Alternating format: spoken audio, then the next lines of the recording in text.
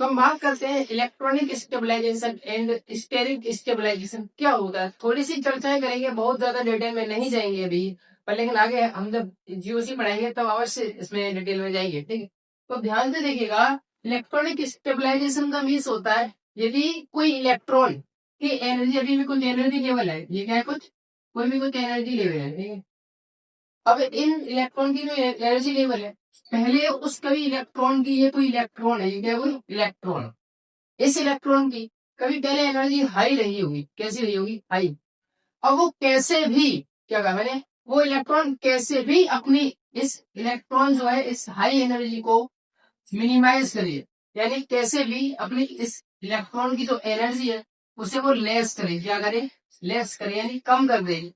तो उस स्टेप, यानी उस स्टेबलाइजेशन को ये बोलते हैं स्टेरिक स्टेबलाइजेशन। इसे क्या बोलते हैं? Steric stabilization. यानी कोई भी इलेक्ट्रॉन अपनी हाई एनर्जी है जिसकी, तो वो कैसे भी यानी उस एनर्जी को मिनिमाइज करे, यानी कम से कम करे, तो उसी को बोलते हैं इलेक्ट्रॉनिक स्टेबलाइजेशन। अब क्या होता है स्टेरिक स्टेबलाइजेशन? तो उसी लिखेगा, जैसे स्टेरिक स्टेबलाइजेशन का मीन्स होता है कि मिनिमाइजेशन ऑफ स्टेरिक रिपल्सन। इसका मीन्स होता है मिनिमाइजेशन ऑफ स्टेरिक रिपल्सन। क्या कहा मैंने?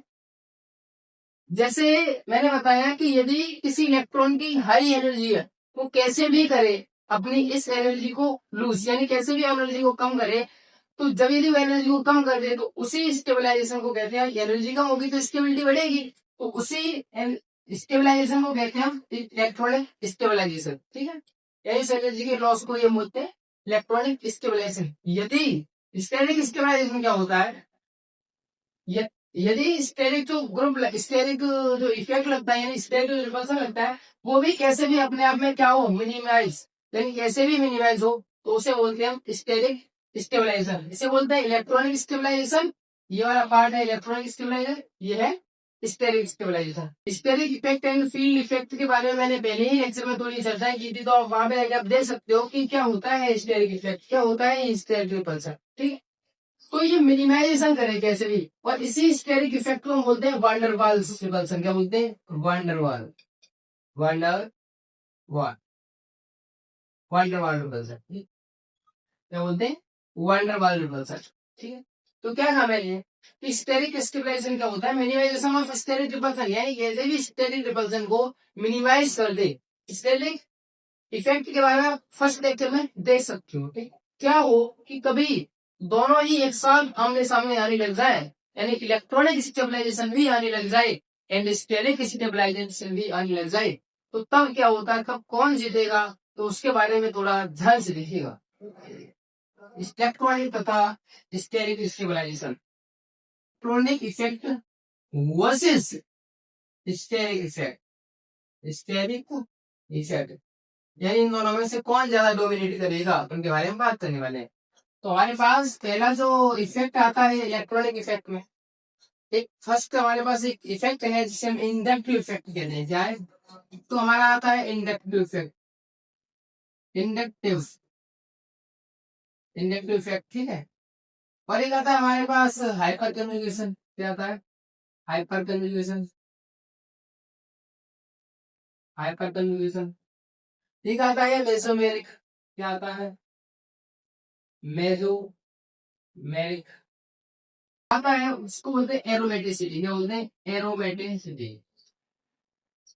तो हमारे इलेक्ट्रॉनिक इफेक्ट में जनरली 4 इफेक्ट मैंने लिख दिए हैं, बहुत सारे। ठीक है, इंडक्टिव इफेक्ट एक, हाइपर कन्जुगेशन एक है, मेसोमेरिक एक है, एरोमेटिसिटी।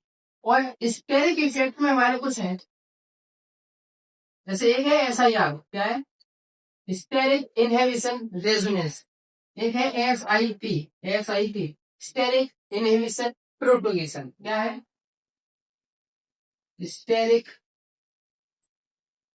Inhibition of resonance. अगला है स्टेरिक इनहिबिशन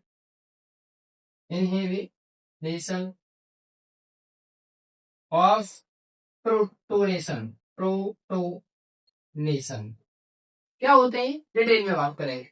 जब भी क्या हो कि स्टेरिक इफेक्ट के सामने इलेक्ट्रॉनिक इफेक्ट लगने लग जाए तो ध्यान रखिएगा, जो SIR होते हैं या SIP होते हैं, यानी कि जो भी स्टेरिक इफेक्ट होते हैं, वो मोर डोमिनेट कर जाते हैं। वो क्या करते हैं, मोर डोमिनेट कर जाते हैं, मोर डोमिनेटिंग कर जाते हैं। पर लेकिन ये लेस डोमिनेट होते हैं, कैसे होते हैं, लेस डोमिनेट।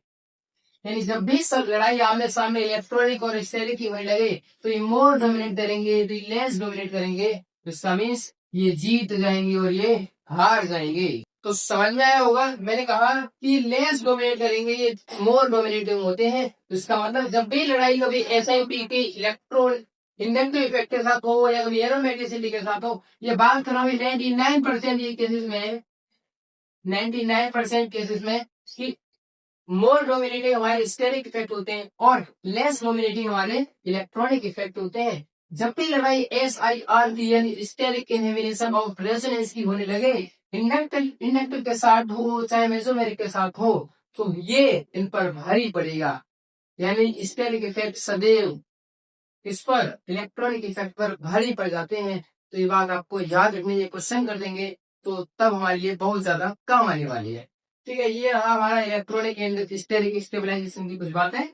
अब थोड़ी हमने और कहा था कि प्रीवियस में कुछ टॉपिक्स और हैं, जैसे कि बॉन्ड लेंथ, तो percentage S character, bond order, इनके बारे में थोड़ी बात करते हैं। अब थोड़ी बात करते हैं बॉन्ड एंगल के बारे में और बॉन्ड लेंथ के बारे में एंड परसेंटेज एस करेक्टर। यानी कि पहला है बॉन्ड लेंथ, अगला है बॉन्ड एंगल, अगला है परसेंटेज एस करेक्टर। थोड़ी सी चर्चाएं करते हैं इनके बारे में। ध्यान रखना, जब भी कार्बन का कभी क्या हो sp हाइब्रिडाइजेशन, और क्या हो कि कभी कार्बन का sp2 भी होगा और कभी क्या हो कार्बन का sp3 भी होगा। ये आपको थोड़ी नॉलेज होगी इनके बारे में। अब जब कार्बन का कभी sp हाइब्रिडाइजेशन हो, क्या हो, तो तब यदि मुझे वहां पे परसेंटेज एस करेक्टर निकालना हो, क्या निकालना हो, परसेंटेज एस करेक्टर, क्या निकालना हो, percentage S character, percentage S character. तो आपको पता है कि एसपी के अंदर जो एस करेक्टर होता है कितना परसेंट होता है, 50%। कितना होता है एस करेक्टर, 50%। और sp2 में जो एस करेक्टर होता है वो 33.33%। और sp3 में परसेंटेज एस करेक्टर होता है 25%। कितना होता है, 25%। ये मैंने निकालना भी सिखाया था, ठीक। और यदि बात है कि इनकी जो स्ट्रक्चर होती है वो कुछ इस तरीके से होती है, एकदम खुली हुई सी होती है, ठीक है। ये है हमारे पास, ये से कुछ ये देख लो कि ये है और ये लोग ये रही, ये एकदम खुली हुई सी है, ठीक है। अब जब इसकी बात करते हैं तो कुछ ये रही और इसकी कुछ इस तरीके से होती है, और इसकी कुछ बात कर रहे हैं ये रही और इसकी कुछ ऐसे होती है। अब इनके साथ में एक एक एटम जोड़ दूं, मान लीजिए इनके साथ यहाँ पे क्या जुड़ा है, हाइड्रोजन, हाइड्रोजन एटम जुड़ा है इन सबके साथ, ठीक है। क्या है, ये एकदम ऊपर वाली जो होती है एकदम खुली हुई सी होती है, ऐसे करके एकदम खुली हुई सी होगी, और ये वाली थोड़ी सी लंबी, ये वाली और लंबी होती है। तो इसका मतलब यदि इनके बीच की मैं लेंथ निकालूं यानी डिस्टेंस निकालूं, दूरी निकालूं, तो इसका कुछ भी प्लेस यहाँ होगा, इसका कुछ भी प्लेस यहाँ होगा। बॉन्ड लेंथ की बात करो, इसका न्यूक्लियस यहाँ होगा, इसका न्यूक्लियस कुछ यहाँ होगा और इसका न्यूक्लियस कुछ यहाँ होगा। तो देखो ये डिस्टेंस और ये वाली डिस्टेंस देखो एक बार, और एक बार ये वाली डिस्टेंस देखो, तो साफ हमें मेजर हम यहाँ से आसानी से अपने आंखों से साफ दिख रहा है कि ये वाली डिस्टेंस कम है और ये वाली डिस्टेंस ज्यादा है और ये वाली डिस्टेंस और ज्यादा है। तो क्या मैं ये नहीं कह सकता कि जैसे जैसे परसेंटेज एस करेक्टर घटता है, क्या कहा, जैसे जैसे परसेंटेज एस करेक्टर कम हो रहा है, जो और भाई यानी बॉन्ड लेंथ क्या होता है, दो न्यूक्लियस, दो एटम के बीच में न्यूक्लियस की जो बीच की डिस्टेंस होती है उसको हम बॉन्ड लेंथ कहते हैं, ठीक है ना। दो एटम के न्यूक्लियस के बीच की जो डिस्टेंस होती है वही हमारी बॉन्ड लेंथ कहलाती है। तो ऐसे देखा जाए तो इसकी जो बॉन्ड लेंथ होगी, क्या बॉन्ड लेंथ कैसी है, कम, इसकी बॉन्ड लेंथ थोड़ी ज्यादा और इसकी बॉन्ड लेंथ और ज्यादा।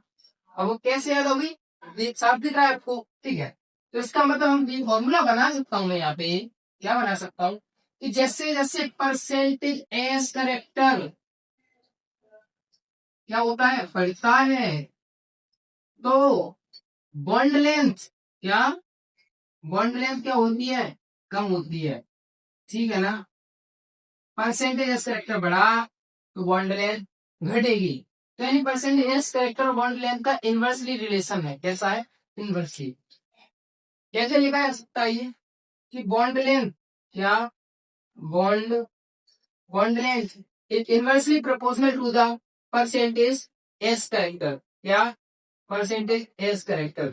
इसका मतलब यदि बॉन्ड लेंथ बढ़ेगी, इसका मतलब इसकी बॉन्ड लेंथ ज्यादा है, तो इसमें परसेंटेज एस कैरेक्टर होगा वो काफी कम होगा। कैसा होगा? कम। और ये साफ दिख रहा है आपको कि बॉन्ड लेंथ इसकी ज्यादा है, तो इसका परसेंटेज, इसमें जो परसेंटेज एस कैरेक्टर है वो काफी कम है। इसकी बॉन्ड लेंथ कम है तो साफ दिख रहा है इसका परसेंटेज एस कैरेक्टर ज्यादा है, क्योंकि बॉन्ड लेंथ और परसेंटेज एस कैरेक्टर का जो रिलेशन होता है वो इनवर्स होता है। कैसा होता है? इनवर्स। एक फॉर्मूला और होता है कि बॉन्ड एंगल, क्या बॉन्ड एंगल डायरेक्टली प्रोपोर्शनल होता है परसेंटेज एस कैरेक्टर के। किसके? परसेंटेज एस कैरेक्टर के। यानी बॉन्ड एंगल बढ़ेगा तो परसेंटेज एस कैरेक्टर भी बढ़ेगा, और परसेंटेज एस कैरेक्टर बढ़ गया तो बॉन्ड लेंथ उसकी कम हो जाएगी। और परसेंटेज एस कैरेक्टर का आपने फॉर्मूला भी पढ़ा होगा कि cos थीटा इक्वल टू होता है S upon S minus one. ये आपने पढ़ाया होगा, ये आपने पढ़ा होगा, ये मैंने पढ़ाया था लेक्चर नंबर सेकंड या थर्ड में हो सकता है, इसे आप देख सकते हो। ठीक है, आपको यहाँ पे बताना है कि ये कुछ मैंने यहाँ पे आपको समझाया है, और आपको इनमें से बताना है कि कौन सा जो डबल बॉन्ड है, एक मॉलिक्यूल ये है आपके सामने, एक ये है और एक ये है, तीन मॉलिक्यूल है, और ये भी डबल बॉन्ड लगा है, इसमें यहाँ पर भी डबल बॉन्ड है और यहाँ पर भी डबल बॉन्ड है। और इस कंसेप्ट को फॉलो करते हुए, इस कंसेप्ट को देखते हुए बताना है कि यहाँ पे कौन सा डबल बॉन्ड सॉल्टेड होगा, कौन सा जो डबल बॉन्ड है वो सबसे छोटा होगा, सॉल्टेड होगा। तो देखिएगा ध्यान से क्वेश्चन कैसे होगा।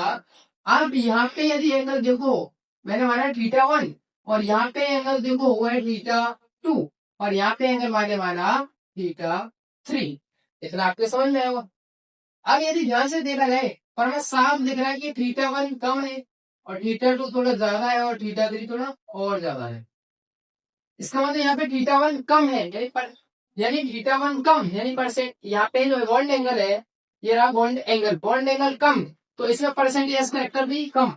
इसका मतलब इन बॉन्डों में जो परसेंटेज कैरेक्टर होगा, वो इन बॉन्डों में जो परसेंटेज कैरेक्टर होगा काफी कम होगा। तो बाकी का बचा हुआ जो एस कैरेक्टर होगा वो सामने वाले बॉन्ड में होगा। यानी इस बॉन्ड में सिग्मा बॉन्ड की बात करने के बाद जब बॉन्ड लेंथ की बात आती है, वो केवल सिग्मा बॉन्ड के आगे उसका बॉन्ड लेंथ का कोई पाई बॉन्ड से बिल्कुल दूर का कोई बदलाव नहीं होता है। तो इन दोनों में परसेंटेज एस कैरेक्टर कम होगा, तो बचा हुआ जो परसेंटेज एस कैरेक्टर होगा वो इस वाले बॉन्ड में होगा। तो यहाँ पे जो परसेंटेज एस कैरेक्टर होगा वो बहुत ज्यादा होगा। तो जब परसेंटेज एस कैरेक्टर बढ़ा तो इसका मतलब ये वाला जो बॉन्ड होगा, ये वाला जो डबल बॉन्ड होगा, यहाँ पे ये बॉन्ड होगा वो सॉर्टेड होगा। कैसा होगा? Sorted double bond. कैसा होगा? सॉर्टेड। अब इसका देखा जाए तो थीटा टू कंसेप्ट से दिख रहा है, थीटा टू थोड़ा ज्यादा है, थीटा टू ज्यादा, और यहाँ पे सबसे थीटा थ्री बहुत ज्यादा है। इसका मतलब थीटा थ्री बहुत ज्यादा, तो परसेंटेज एस कैरेक्टर भी दोनों में बहुत ज्यादा। तो इनमें परसेंटेज एस कैरेक्टर बढ़ गया, तो इस वाले बॉन्ड में जो परसेंटेज एस कैरेक्टर होगा वो कम होगा। कैसा होगा? कम। अब परसेंटेज एस कैरेक्टर बढ़ा, sorry percentage S character, double bond की बात पूछा है मैंने, डबल बॉन्ड में परसेंटेज एस कैरेक्टर घटा, तो सीधी बात है कि ये वाला डबल बॉन्ड बहुत बड़ा हो गया, सॉर्टेड नहीं रहा। तो मैंने पूछा था आपसे कि कौन सा डबल बॉन्ड सॉर्टेड है, तो कौन सा होगा? फर्स्ट वाला। कौन सा होगा? फर्स्ट वाला। तो मैं ऐसा करता हूँ आपके ये जो कंसेप्ट है वो समझ में आया होगा, और ये कंसेप्ट बहुत ज्यादा बड़े बड़े एग्जाम में पूछा जाता है कि कौन सा बॉन्ड सॉर्टेड है और कौन सा नहीं है, तो आप बहुत आसानी से बता सकते हो। ये कंसेप्ट को आपको, ये फॉर्मूले को देखते हुए, बॉन्ड एंगल डायरेक्टली प्रोपोर्शनल होता है परसेंटेज एस कैरेक्टर के। यदि किसी में बॉन्ड एंगल कम तो परसेंटेज कैरेक्टर भी कम, परसेंटेज कैरेक्टर कम तो बॉन्ड लेंथ ज्यादा। और यहाँ देख रहा था कि थीटा वन काफी कम है, यानी थीटा वन कम, तो इस दोनों में परसेंटेज कैरेक्टर भी कैसा? कम। देखो एक बार बना देता हूँ इसे, जो ये हमारा ये रहा, ठीक है, डबल बॉन्ड जो भी जुड़ा है, ये थीटा वन काफी कम है, यहाँ पे थीटा वन जो भी है काफी कम है। तो इन बॉन्ड में सिग्मा बॉन्ड है, इनमें जो परसेंटेज एस कैरेक्टर होगा, बॉन्ड एंगल कम है, तो परसेंटेज एस कैरेक्टर भी इनमें काफी कम होगा। तो बचा हुआ जो परसेंटेज एस कैरेक्टर होगा वो इसमें ही तो होगा। तो यहाँ पे परसेंटेज एस कैरेक्टर बढ़ा, अब यहाँ पे परसेंटेज एस कैरेक्टर बढ़ा, तो ये तो आपको पता ही इनवर्सली है, अब यहाँ पे परसेंटेज एस कैरेक्टर बढ़ेगा तो यहाँ पे बॉन्ड लेंथ इसकी घट जाएगी, इसकी बॉन्ड लेंथ घट जाएगी, बहुत छोटी है, शॉर्टेड होगी, यानी कि शॉर्टेड होगी। तो ये अभी आपके समझ में आया होगा, ये एकदम कंसेप्ट हमारे क्लियर हो चुका। ठीक है, तो अब हम नेक्स्ट क्लास में बात करेंगे एमो डायग्राम की, यानी कि होमो, लोमो, सुमो और degree of unsaturation, degree of equivalent, इन सभी के बारे में बात करेंगे। यदि आपको वीडियो अच्छी लगी और ये समझ में आऊँ तो वीडियो को लाइक करें, चैनल को सब्सक्राइब करें एंड अपने दोस्तों के साथ शेयर करें।